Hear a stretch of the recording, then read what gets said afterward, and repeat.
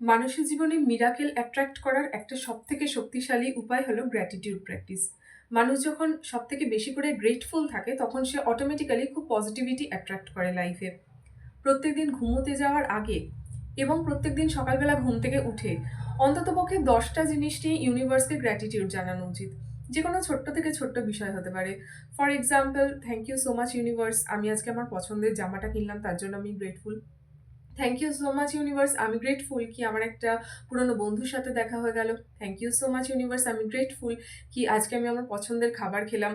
প্রত্যেক দিন কি কি ভালো ঘটনা ঘটলো সেইগুলো নিয়ে যদি মানুষ প্রত্যেক দিনের গ্র্যাটিটিউড ইউনিভার্সকে জানায়, তাহলে তার ফোকাসটা অটোমেটিক্যালি পজিটিভ দিকে শিফট হয় এবং সে আরও বেশি করে পজিটিভিটি এবং মিরাকেল অ্যাট্রাক্ট করে। গ্র্যাটিটিউড প্র্যাকটিসের পর মানুষের অ্যাফার্মেশন করা উচিত। সে যেটা চায় সেটা পেয়ে গেছে, এইভাবে অ্যাফার্মেশন করা উচিত। যেমন কেউ ধরো জব চাইছে, তো সে বললো যে thank you so much universe, আমি আমার পছন্দের জবটা পেয়ে গেছি তাই আমি গ্রেটফুল।